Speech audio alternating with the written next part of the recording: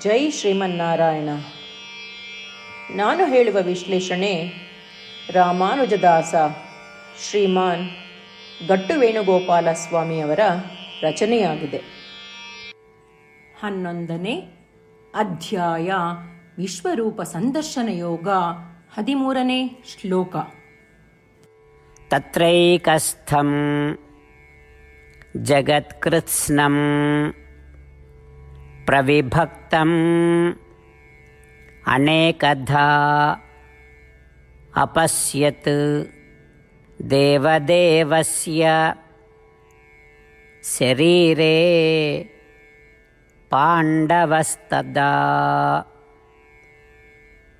ಓಂ.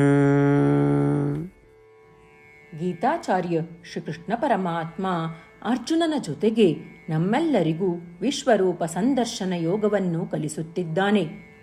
ಆ ಅನುಕ್ರಮದಲ್ಲಿ ಸಂಜಯನು ಧೃತರಾಷ್ಟ್ರನಿಗೆ ಹೀಗೆ ಹೇಳುತ್ತಿದ್ದಾನೆ: ಓ ರಾಜ ಧೃತರಾಷ್ಟ್ರ, ಅರ್ಜುನನು ವಿಶ್ವರೂಪವನ್ನು ನೋಡುತ್ತಿದ್ದಾನೆ. ಅರ್ಜುನನು ದೈವಿಕ ಸಾರ್ವತ್ರಿಕ ರೂಪವನ್ನು ನೋಡುತ್ತಿದ್ದಾನೆ. ಅರ್ಜುನನು ಸಂಪೂರ್ಣ ಬ್ರಹ್ಮಾಂಡವನ್ನು ನೋಡುತ್ತಿದ್ದಾನೆ. ವಿವಿಧ ರೀತಿಯಲ್ಲಿ ವಿಂಗಡಿಸಲಾದ ಸಂಪೂರ್ಣ ಬ್ರಹ್ಮಾಂಡವನ್ನು ಆ ಪರಮಾತ್ಮನ ವಿಶ್ವರೂಪವಾದ ಪರಮಾತ್ಮನೊಳಗೆ ಒಂದೇ ಸ್ಥಳದಲ್ಲಿ ನೆಲೆಗೊಂಡಿರುವುದನ್ನು ಅರ್ಜುನನು ನೋಡುತ್ತಿದ್ದಾನೆ. ಅದರಂತೆ ಶ್ರೀಕೃಷ್ಣ ಪರಮಾತ್ಮನ ವಿಶ್ವರೂಪದ ಒಂದು ಮೂಲೆಯಲ್ಲಿ ಇಡೀ ಪ್ರಪಂಚವನ್ನು ಸಂಜಯನೂ ಸಹ ನೋಡುತ್ತಿರುವಾಗ ಧೃತರಾಷ್ಟ್ರನಿಗೆ ವಿವರಿಸುತ್ತಿದ್ದಾನೆ.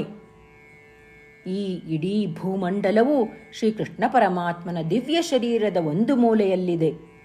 ನಾವು ಆ ಭೂಗೋಳದ ಒಂದು ಮೂಲೆಯಲ್ಲಿದ್ದೇವೆ. ಇಷ್ಟು ಚಿಕ್ಕವರಾದ ನಮಗೆ ಶ್ರೀಕೃಷ್ಣ ಪರಮಾತ್ಮನ ಅನುಗ್ರಹದಿಂದ ಶ್ರೀಕೃಷ್ಣ ಪರಮಾತ್ಮನ ವಿಶ್ವರೂಪದ ಬಗ್ಗೆ ಕೇಳುವ ಅವಕಾಶ ದೊರಕಿದೆ. ಆದುದರಿಂದ ನಾವೆಲ್ಲರೂ ಶ್ರೀಕೃಷ್ಣ ಪರಮಾತ್ಮನಿಗೆ ಕೃತಜ್ಞತೆ ಸಲ್ಲಿಸೋಣ.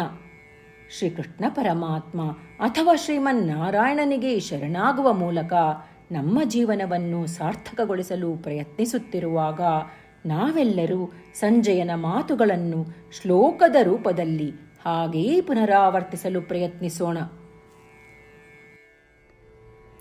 ತತ್ರೈಕಸ್ಥಂ ಜಗತ್ಕೃತ್ಸ್ನಂ ಪ್ರವಿಭಕ್ತಂ ಅನೇಕಧಾ ಅಪಶ್ಯದ್ದೇವದೇವಸ್ಯ ಶರೀರೇ ಪಾಂಡವಸ್ತದಾ.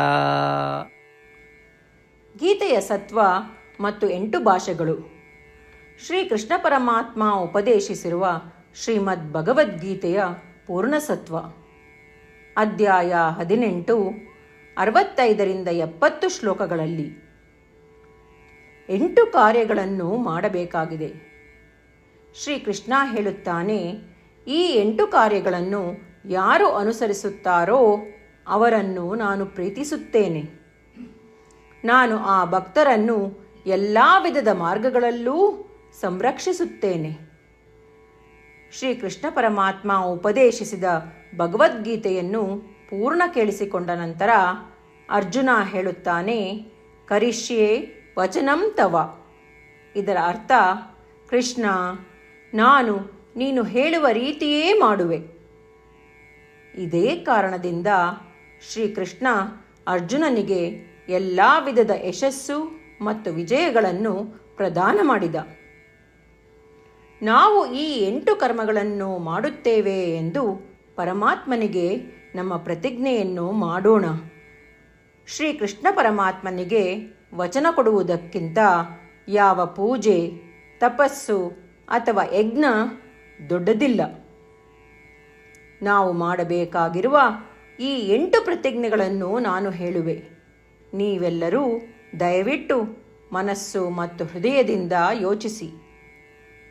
ಈ ರೀತಿ ಶ್ರೀಕೃಷ್ಣನಿಗೆ ವಚನ ಕೊಡುವುದರಿಂದ ನಾವೆಲ್ಲರೂ ಸಂತೋಷದಿಂದ ಪ್ರಕಾಶಿಸುತ್ತಿರುವ ಶ್ರೀಕೃಷ್ಣನ ಮುಖವನ್ನು ದೃಶ್ಯಕರಿಸೋಣ ಮತ್ತು ಆನಂದವನ್ನು ಅನುಭವಿಸೋಣ. ಜೈ ಶ್ರೀಮನ್ನಾರಾಯಣ. ಇವುಗಳೇ ನಮ್ಮ 8 ಪ್ರತಿಜ್ಞೆಗಳು.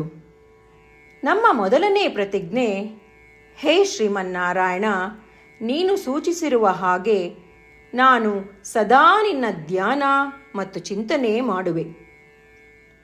ನಮ್ಮ ಎರಡನೇ ಪ್ರತಿಜ್ಞೆ, ಹೇ ಶ್ರೀಮನ್ನಾರಾಯಣ, ನೀನು ಸಲಹೆ ನೀಡಿರುವ ಹಾಗೆ ನಾನು ಸದಾ ನಿನ್ನ ಭಕ್ತನಾಗಿರುವೆ. ನಮ್ಮ ಮೂರನೇ ಪ್ರತಿಜ್ಞೆ, ಹೇ ಶ್ರೀಮನ್ನಾರಾಯಣ, ನಾನು ನನ್ನ ಎಲ್ಲ ಕರ್ಮಗಳನ್ನು ನಿನ್ನ ಸೇವೆ ಮತ್ತು ನಿನ್ನ ಸಂತುಷ್ಟಿಗಾಗಿ ಮಾಡುವೆ.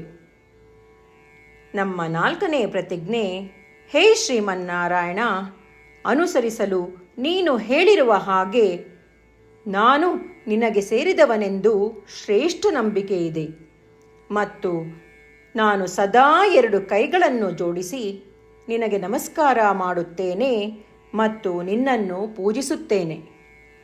ನಮ್ಮ 5ನೇ ಪ್ರತಿಜ್ಞೆ, ಹೇ ಶ್ರೀಮನ್ನಾರಾಯಣ, ನಿನ್ನ ವಚನಗಳನ್ನು ಸ್ಮರಿಸುತ್ತೇನೆ.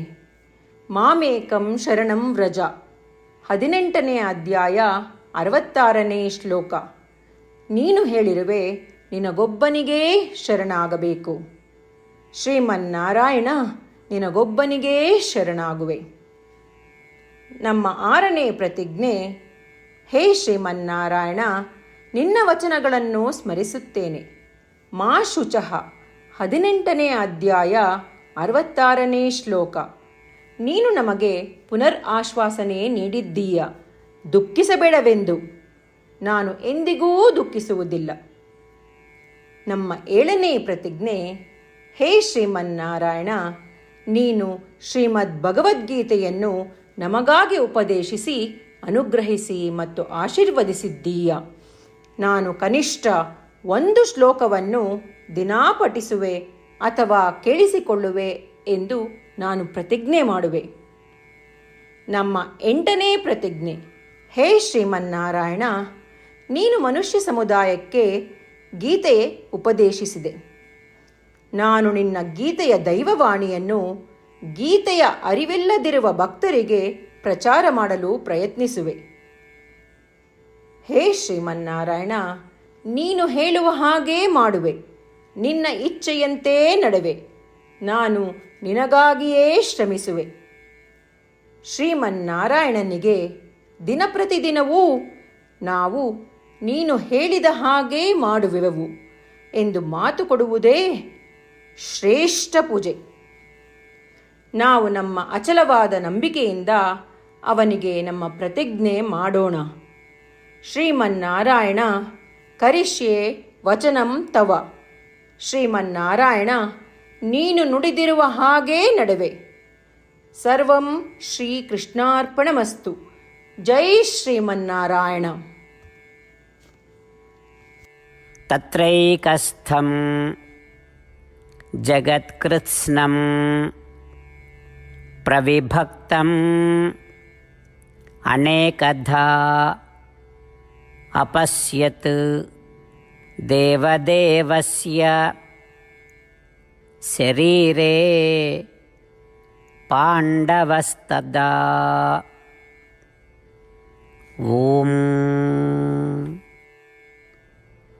ತತ್ರೈಕಸ್ಥಂ ಜಗತ್ಕೃತ್ಸ್ನಂ ಪ್ರವಿಭಕ್ತಂ ಅನೇಕಧಾ ಅಪಶ್ಯದ್ದೇವದೇವಸ್ಯ ಶರೀರೇ ಪಾಂಡವಸ್ತದಾ.